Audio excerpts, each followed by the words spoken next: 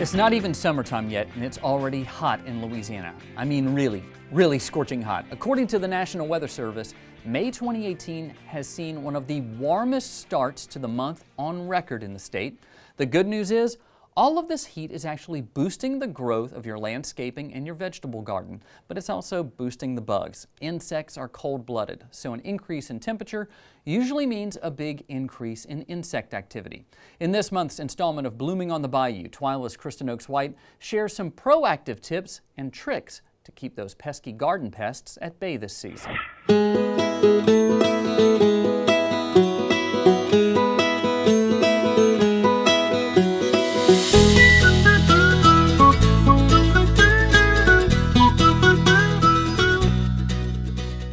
Hey y'all, welcome back to Blooming on the Bayou, and we're back here in my home vegetable garden to see how things are growing since we planted them in our first segment. And it's been about a month since we planted our starter crops for the summer garden, and as you can see, we've had some great progress so far. The tomatoes have come a long way, and the squash are growing more each day, but we had a tough start and a few setbacks to the season so far.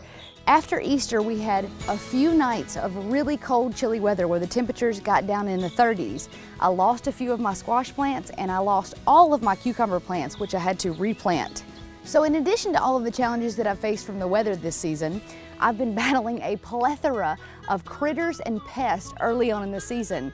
Now, a few weeks ago, after we planted this entire crop, a chipmunk ate every single one of my pepper plants down to a 1-inch stem. So between those hungry critters and all of these annoying gnats which seem to be invading my backyard this time of year, today we're going to talk about the best ways for every gardener to tackle all of these pests, which can cause problems later on in the season.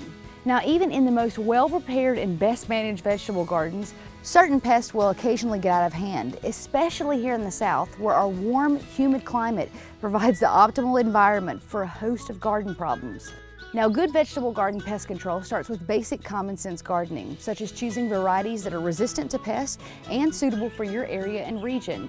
Now, the first step in a healthy, pest-free vegetable garden is using mulch. And for me, using mulch in the vegetable garden has always been a no-brainer. Mulch helps to suppress weeds, it retains moisture, and it helps to eliminate erosion from wind and rain. Additionally, as organic mulch decays, it provides helpful nutrients to the soil and improves the overall health of your plants. Now, organic mulches are actually better for repelling bugs. As organic mulch breaks down, they improve the chemistry of the soil by increasing the number of helpful bacteria, fungus, and insects. Helpful insects keep populations of harmful plant-destroying insects at bay. Now, let me start with a disclaimer. I have never considered myself to be an organic vegetable gardener. I've never been opposed to using pesticides or fungicides in a safe manner that will ensure you can produce a healthy, pest and disease-free plant. However, in my personal experience and many lessons in trial and error, I have discovered that an ounce of prevention is truly worth a pound of cure in the vegetable garden. But using pesticides as a method of prevention can often backfire in the long run. While some insects are destructive, many are perfectly harmless, and they can actually benefit in the garden when it comes to pollination and preventing other insects from invading your plants. In our first segment, we briefly talked about using companion planting in the garden. But one of the most compelling reasons to use companion plants is the ability of certain plants to attract beneficial insects which feed on common garden pests like aphids or caterpillars. Now, these beneficial insects are considered the good guys, which is why gardeners are cautioned about spraying pesticides at random. And later on, we'll introduce you to a few of those good guys, or good ladies, so to speak. But first, we want to talk about some of the best companion plants that you can use in your garden. Now, as you can see, my favorite companion plant to use in the vegetable garden is the marigold flower. And that's because they're pretty good companions to just about every vegetable crop. The scent from various types of marigolds can repel aphids, bean beetles, potato bugs, squash bugs, nematodes, and even maggots. In this section of my garden, I always try to plant a lot of herbs that I can use when cooking. Basil, oregano, mint. They're also great companion plants when it comes to deterring pests. Now, another companion plant, which some people say is the poster child for all companion plants, is the nasturtium. The nasturtium plant. They release an airborne chemical that repels most bad insects. Because many of the insects nasturtiums repel favor vegetables, tomatoes, cucumbers, kale, collards, broccoli, cabbage, nasturtiums are an ideal choice for planting along the edges of vegetable gardens. We've shown you several ways to keep pests out of your garden, but what if you've already got a bug problem? When we come back, we'll introduce you to those good gals which can help you win the battle of the bugs. Stay with us.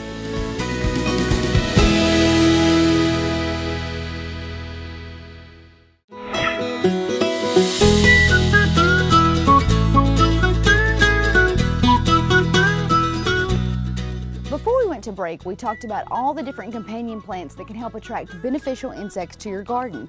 And one of the best beneficial insects is the ladybug, and it's a gardener's best friend. Did you know that ladybugs are capable of consuming up to 60 aphids per day? And they'll also eat a variety of other insects and larvae, including scales, mealybugs, leafhoppers, mites, and various types of soft-bodied insects. Now you can attract ladybugs with certain plants, but you can also purchase your own army of these little gals online. In case you ever wondered, this is what 1,500 ladybugs looks like. And for just $5, you can get your own set of these from Amazon, and we posted a link on our website where you can buy them and have them shipped directly to your doorstep. Once they arrive at your doorstep, the first thing you need to do is store them in the refrigerator. And this is a technique that mimics their inactive winter state, so allowing them time to adjust slowly is important. Once you're ready to release them, choose a time close to dusk or dawn during the coolest part of the day. It's important to provide them with moist conditions. A light watering just ahead of release is a great idea. If they arrive to dry conditions, they'll probably leave in search of water right away. Now it's time for the fun part, letting them go.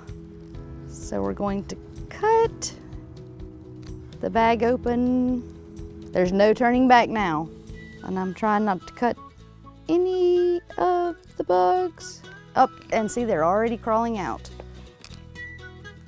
Now when you release them, gently scatter or spread them out so each ladybug can find food immediately.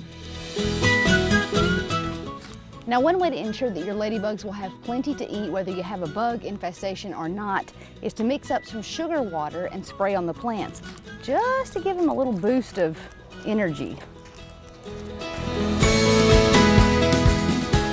Oh my gosh, they're crawling up my pants leg. They're crawling up my pants leg. They're in my pants. They're in my shoe. Oh my gosh, get them off, get them off, get them off, get them off, get them off. See, how much fun are these? I mean, how many times do you get to play with 1,500 ladybugs all at once?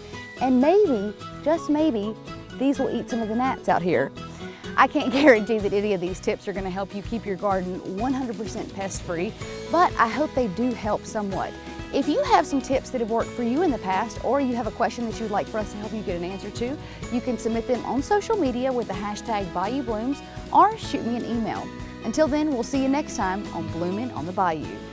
Kristen always has the best tricks for the garden. And by the way, just so you know, the aphids you saw in that story, not from Kristen's garden. She keeps them out. Those were from my hibiscus plant at my house. And just so you know that there is some kind of trade for ladybugs, it's kind of like a commodity, supply and demand increases the price. Well, Kristen sent me the receipt when she bought her ladybugs, $5. When I went to buy them from Amazon, $25. So apparently there's a big demand for ladybugs right now.